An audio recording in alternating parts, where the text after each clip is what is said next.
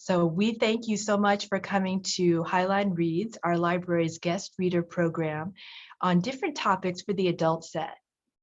So please stay at the recorded reading for an off-camera discussion if you'd like to join us. And so before we start today's program, we'd like to share a land acknowledgement. We'd like to recognize the Indigenous people whose land we are on today. So Highline College itself, and where many of us are living and working, resides on ancestral native lands of the Duwamish Nation. And so depending on exact cities that folks are in right now, in this region, many of us live and work on the Muckleshoot, Duwamish, and Puyallup Nations Indigenous lands. So we honor the land and give gratitude to the First Nations people that are here who continue to steward this land since time immemorial. So to learn more about Native land, please check out the Native Land Project, an interactive map that we'll be linking to in the chat box. So thank you all. Without further ado, I am so pleased to introduce Sam Al-Khalili from the Arabic Club. And so Sam and the rest of the members of the Arabic Club will be sharing stories from Arabian Nights with us this afternoon. And so we welcome you to get comfortable, grab your coffee, grab your tea, because we have such a treat in store for everybody this afternoon. So Sam, take it away. Thank you, Monica. Hello, everyone. As many of you know me, I'm Osama or Sam Al-Khalili. I'm a business technology faculty. I'm also the chair of the faculty senate. I've been in the club advisor for over 15 years. Actually, that's a lie. It's about 12, 13 years. That's when the club started. I have been very fortunate to work with the great people like I'm doing this year with Danny and Serene. I'm gonna introduce the club members now. Serene Al-Haj, she is the co-president of the club. Actually, she is more like a president. She does a lot of the stuff. And Daniel or Danny Al-Musa, his father is a very popular in Federal Way because he opened one of the first Arabic restaurants in Federal Way. Danny is a running start student and he's our treasurer. And of course, everybody knows Fawzi. He was an honorary member of the club.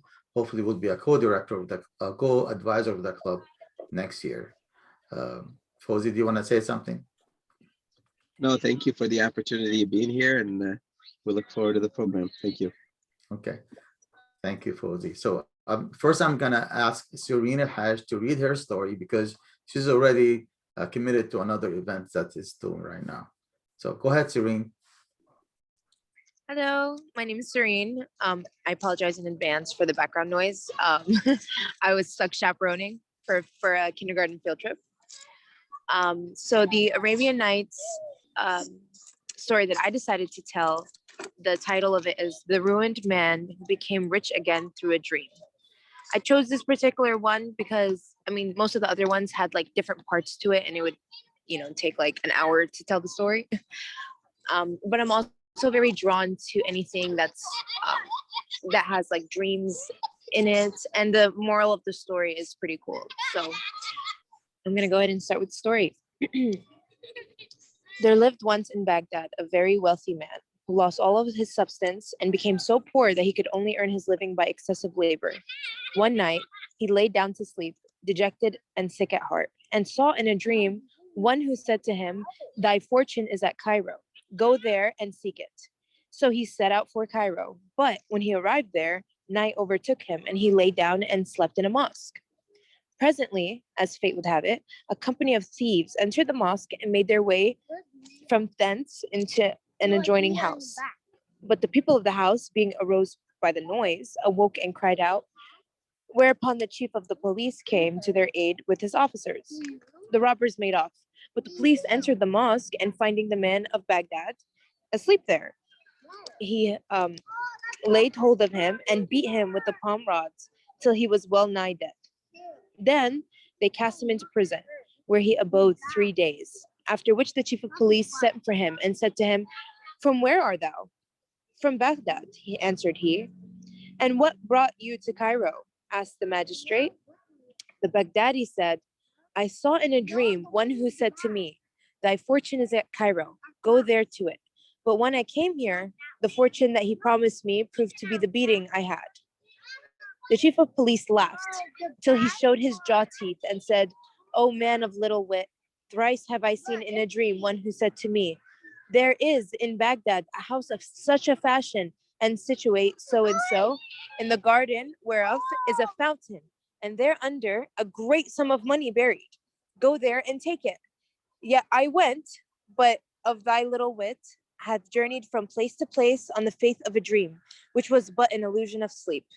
Then he gave him a little bit of money, saying, this is to help thee back to thy native land.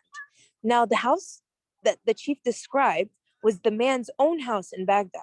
So the latter returned there, and digging underneath the fountain in his garden, discovered a great treasure. And thus God gave him an abundant fortune. And that is the end of the story. So I think the moral of the story basically is, sometimes when things can seem impossible, when things seem so out of reach, you do it anyways, and you have to kind of take that leap of faith, and then you'll go through obstacles, and things are going to come into place, without you even knowing how they're going to. And while he was in jail, the chief of police came to him and said, what are you doing here? And in what coincidence would that same chief have a dream as well, saying, oh, there's fortune in Baghdad, in this fountain, and it just so happens to be this man's house, so it's like, I think it's pretty cool. Thank you, Serene, for that short story. I appreciate that. Now I have the opportunity to ask Danny Musa to read his story. Please, Danny.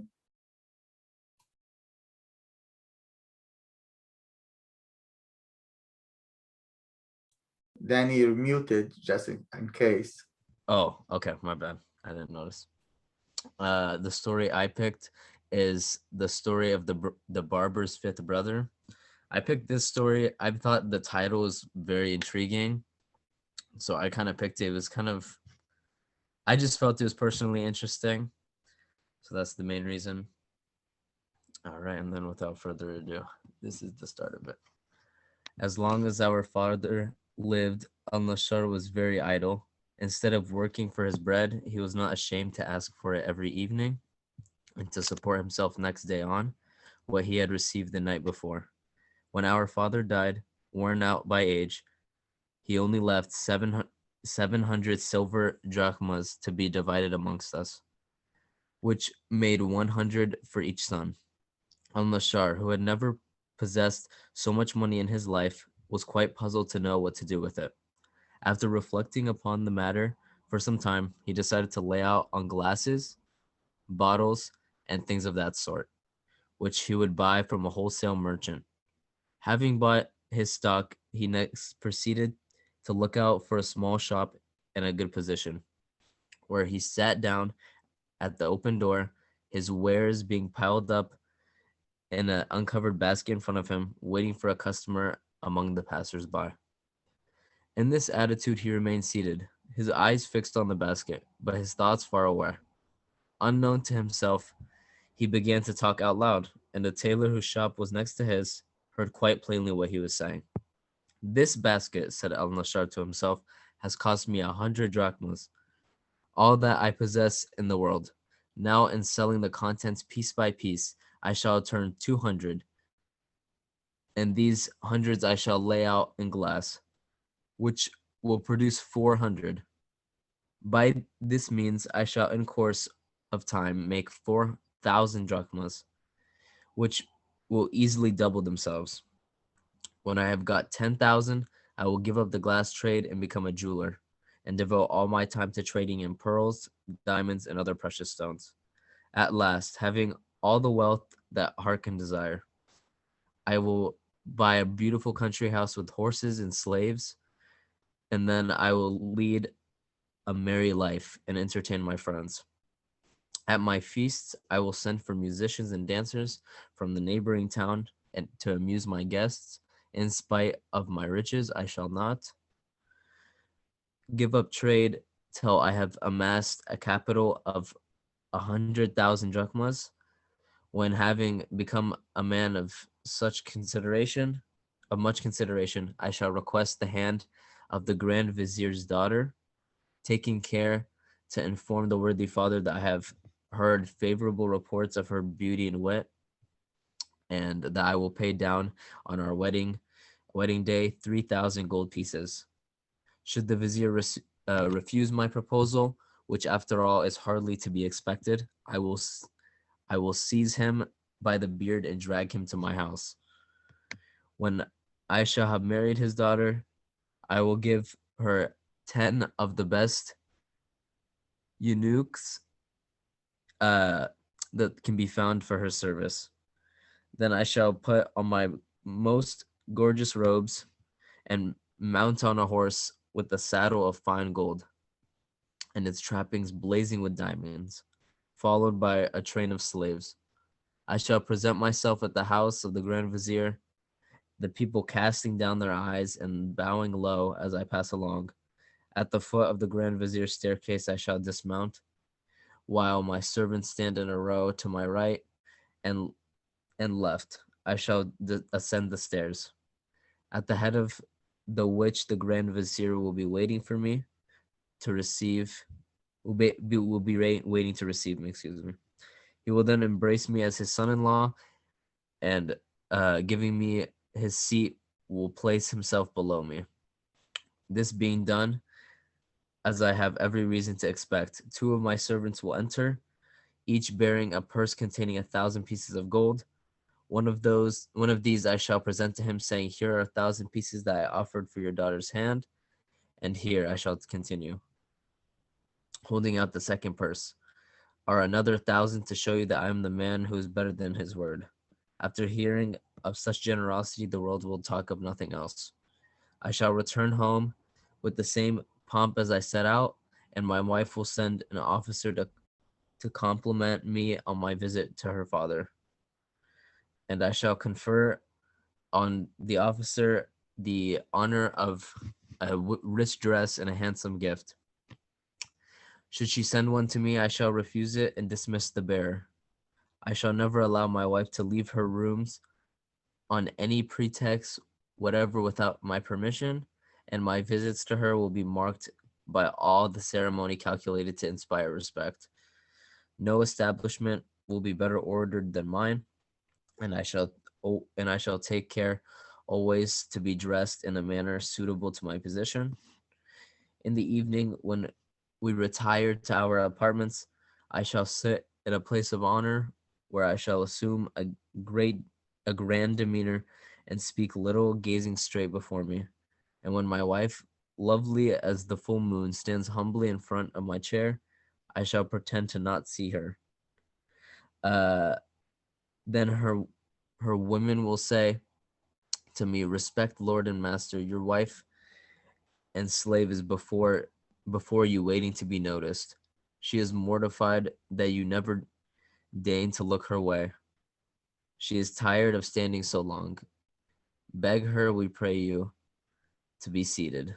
Of course, I shall give no signs of even hearing this speech, which will vex them mightily. They will throw themselves at my feet in lamentations, and at length I will raise my hand and throw a careless glance at her. Then I shall go back to my former attitude. The women will think that I am displeased in my wife's dress and will lead her away to put on a finer one. And I, on my side, shall replace the one I am wearing with another yet more splendid. They will then return to the charge, but this time it will take much longer before they persuade me to even look at my wife. It is as well to begin on my wedding day as I mean to go on for the rest of our lives. The next day she will complain to her mother of the way she has been treated, which will fill my heart with joy. Her mother will come to seek me, and kissing my hand with respect, will say, "My lord," for she could not dare to risk my anger by using the familiar title of son-in-law. My lord, do not, I implore you, refuse to look upon my daughter or to approach her. She only lives to please you and loves you with all her soul. But I shall pay no more heed to my mother-in-law's words than I did to those of the woman. Again, she will beseech me to listen to her entreaties, throwing herself this time at my feet, but all to no purpose. Then, putting a glass of wine into my wife's hand, she will say to her, there present, that to him yourself he cannot have the cruelty to reject anything offered by so beautiful a hand. And my wife will take it and offer it to me tremblingly, with tears in her eyes, but I shall look in the other direction. This will cause her to weep still more, and she will hold out the glass, crying, adorable husband, never shall I cease my prayers till you have done me a favor to drink. Sick of her importunities, these words will goad me to fury. I shall dart an angry look at her and give her a sharp blow on the cheek, at the same time giving her a kick so violent that she will stagger across the room and fall on the sofa. My brother, pursued the barber, was so much absorbed in his dreams that he actually did give her a kick with his foot, which unluckily hit the basket of glass. It fell onto the street and was instantly broken into 1,000 pieces. His neighbor, the tailor, who had been listening to his visions, broke into a loud fit of laughter as he saw the sight. Wretched man, he cried, you ought to die of shame at behaving so to a young wife who has done nothing to you. You must be a brute for her tears and prayers not to touch your heart. If I were the Grand Vizier, I would order you 100 blows from a bullock whip, and would have led around the town accompanied by a herald who should proclaim your crimes. The accident, so fatal to all his profits, had restored my brother to his senses, and seeing that the mischief had been caused by his own insufferable pride, he rent his clothes and tore his hair, and lamented himself so loudly that the passers-by stopped to listen. It was a Friday, so there was more numerous than usual. Some pitied al-Nashar, others only laughed at him, but the vanity which had gone to his head had disappeared in his basket of glass.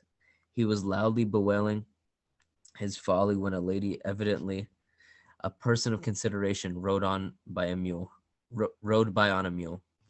She stopped and inquired what was the matter and why the man wept. They told her that he was a poor man who had laid out all his money on this basket of glass, which was now broken. On hearing the cause of these loud wails, the lady turned to her attendant and said to him, give him whatever you have got with you. The man obeyed and placed in my brother's hand a purse containing 500 pieces of gold. Al-Nashar almost died of joy on receiving it. He blessed the lady 1,000 times, shutting up his shop where he had no longer had anything to do. He returned home. He was still absorbed in contemplating his good fortune when a knock came to his door, and on opening it, he found an old woman standing outside. My son, she said, I have a favor to ask you. It is the hour of prayer, and I have not yet washed myself. Let me, I beg you, enter your house and give me some water. My brother, although the old woman was a stranger to him, did not hesitate to do as she wished. He gave her a vessel of water and then went back to his place and his thoughts. And with his mind busy over his last adventure, he put his gold into a long and narrow purse, which he could easily carry in his belt.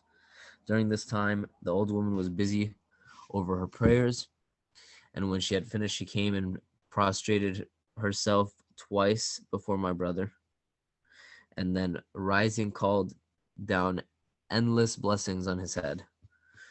Observing her shabby clothes, my brother thought that her gratitude was in reality a hint that he should give her some money to buy some new ones. So he held out 2 pieces of gold. The old woman started back in surprise, as if she had received an insult. Good heavens, she exclaimed. What is the meaning of this? It is possible that you take me, my lord, for one of those miserable creatures who force their way into houses and beg for alms. Take back your money. I am thankful to say I do not need it, for I belong to a beautiful lady who is very rich and gives me everything I want. My brother was not clever enough to detect that the old woman had merely refused the 2 pieces of money he had offered her in order to get more. But he inquired if she could procure him the pleasure of seeing this lady. Willingly, she replied, and she will be charmed to marry you and to make you the master of all her wealth. So pick up your money and follow me. Delighted at the thought that he had found so easily both a fortune and a beautiful wife, my brother asked no more questions, but concealing his purse with the money the lady had given him. In the folds of his dress, he set out joyfully with his guide. They walked for some distance till the old woman stopped at a large house, where she knocked. The door was opened by a young Greek slave, and the old woman led my brother across a well-paved court and into a well-furnished hall. Here she left him to inform her mistress of his presence. And as the day was hot, he flung himself onto a pile of cushions and took off his heavy turban. In a few minutes there entered a lady, and my brother perceived at the first glance that she was more beautiful and more richly dressed than he had ever expected. He rose from his seat, but the lady signed to him to sit down and placed herself beside him. After the usual compliments had passed between them, she said, "We are not comfortable here. Let us go to another room." And passing into a smaller chamber, apparently communicating with no other, she continued to talk to him for some time. Then rising hastily, she left him, saying, "Stay where you are. I will come back in just a moment." He waited as he was told, but instead of the lady, there entered a huge black slave with a sword in his hand. Approaching my brother with angry countenance, he exclaimed, "What business have you here?" His voice and manner were so terrific that al-Nashar had not the strength to reply, and allowed his gold to be taken from him, and even sabre cuts to be inflicted on him without making any resistance. As soon as he was let go, he sank on the ground, powerless to move, though he still had possession of his senses. Thinking he was dead, the black ordered the Greek slave to bring him some salt, and between them they rubbed it into his wounds, thus giving him acute agony. Though he had the presence of mind to give no sign of life, they then left him, and their place was taken by the old woman, who dragged him to a trapdoor and threw him into a vault filled with bodies of murdered men. At first, the violence of his fall caused him to lose consciousness, but luckily the salt which had been rubbed into his wounds had by its smarting preserved his life, and little by little he regained his strength. At the end of 2 days, he lifted the trapdoor during the night and hid himself in the courtyard till daybreak. When he saw the old woman leave the house and search for more prey, luckily she did not observe him. And when she was out of the night, he stole from the nest of assassins and took refuge in my house. I dressed his wounds and tended him carefully, and when a month had passed, he was as well as ever. His one thought was how to be revenged on that wicked old hag. For this purpose, he had a purse made large enough to contain 500 gold pieces, but filled it instead with bits of glass. This he tied around him as a sash, and disguising himself as an old woman, he took a sabre, which he hid under his dress. One morning, he was hobbling through the streets. He met his old enemy prowling to see if she could find anyone to decoy. He went up to her and intimidating the voice of a woman, or imitating the voice of a woman, excuse me. He said, do you happen to have a pair of scales you could lend me? I have just come from Persia and have brought with me 500 gold pieces, and I'm anxious to see if they are proper weight. Good woman, replied the old hag, You could not have asked anyone better. My son is a money changer, and if you will follow me, he will weigh them for you himself. Only we must be quick, or he will have gone to his shop." So saying, she led the way to the same house as before, and the door was opened by the same Greek slave. Again, my brother was left in this hall, and the pretended son appeared from under the form of the black slave. "Miserable crone," he said to my brother, "get up and come with me," and turned to lead the way to the place of murder. Al-Nashar rose too, and drawing the sabre from under his dress, dealt the black man such a blow to the neck that his head was severed from his body. My brother picked up the head with one hand, and seizing the body with the other, dragged into the vault. When he threw it in, he sent the head after it. The Greek slave, supposing that all had passed as usual, shortly arrived with a basin of salt, and when she beheld Al-Nashar with the sabre in his hand, and she let the basin fall and turned to fly. My brother, however, was too quick for her, and in an instant, her head was rolling from off her shoulders. The noise brought the old woman running to see what was the matter, and he seized her before she had time to escape. "Wretch," he cried, "do you know me?" "Who are you, my lord?" she replied, trembling all over. "I have never seen you before." "I am he whose house you entered to offer your hypocritical prayers. Don't you remember now?" She flung herself on her knees to implore mercy, but he cut her in 4 pieces. There remained only the lady, who was quite ignorant of all that was taking place around her. He sought her through the house, but when at last he found her, she nearly fainted with terror at the sight of him. She begged hard for life, which he was generous enough to give her. But he bade tell her to tell him how she had got into partnership with the admirable creatures he had just put to death. "I was once," she replied, "the wife of an honest merchant, and that old woman, whose wickedness I did not know, used to visit me occasionally. Madame," she said one day, "we have a grand wedding at our house today. If you would do us the honor to be present, I am sure you would enjoy yourself." I allowed myself to be persuaded, put on my richest dress, and took a purse with 100 pieces of gold.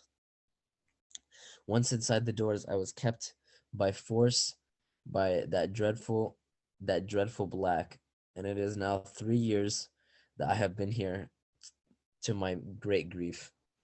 That horrible black must have amassed great wealth, remarked my brother. "Such wealth," returned she, "that if you succeeded in carrying it all away, it will make you rich forever.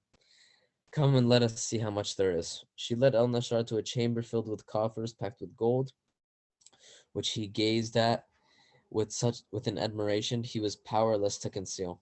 "Go," she said, "and bring men to carry them away." My brother did not wait to be told twice, and hurried out into the streets, where he collected 10 men. They all came back to the house, and what to his surprise to find the door open and the lady with the chest of gold quite empty. The lady had been cleverer than himself, and had made the best use of her time. However, he tried to console himself by removing all the beautiful furniture, which more than made up for 500 gold pieces, for the 500 gold pieces he had lost. Unluckily, on leaving the house, he forgot to lock the door, and the neighbors, finding the place empty, informed the police, who next morning arrested El-Nashar as a thief. My brother tried to bribe them and let him off, but far from listening to him, they tied his hands and forced him to walk between the presence of a judge. When they had explained to the official the cause of complaint, he asked Al-Nashar where he had obtained the furniture he had taken to his house the day before. "Sir," replied Al-Nashar, "I am ready to tell you the whole story, but give, I pray you, your word, and that I shall run no risk of punishment." That I promise, the judge. So my brother began in the beginning and related all his adventures, and how he had avenged himself on those who had betrayed him. As to the furniture, he entreated that the judge at least allow him to keep part of the makeup for the 500 gold pieces which he had stolen from him. The judge, however, would say nothing about this, and lost no time in sending men to fetch away all that al-Nashar had taken from the house. When everything had been moved and placed under his roof, he ordered my brother to leave the town and never more to enter it on peril in his life, fearing that if he returned he might seek justice from the Caliph. Al-Nashar obeyed and was on his way to a neighboring city when he fell in with a band of robbers, who stripped him of his clothes and left him naked on the roadside. Hearing of his plight, I hurried to him to console him for his misfortunes and to dress him in my best robe. I then brought him back disguised, under cover of night, to my house, where I have since given him all the care I bestow on my other brothers. And that's the story. This story, I think, is just a testament to what greed and like manifesting just endless amounts of money can do to a person. Thank you.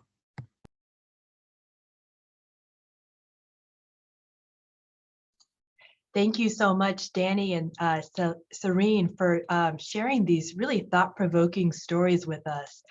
I'd like to thank the Arabic Club for reading with us. I'd also like to thank the Global Community Initiative and Jen Ritchie for initially connecting us with the Arabic Club for today's event. And this concludes the recorded portion of this event.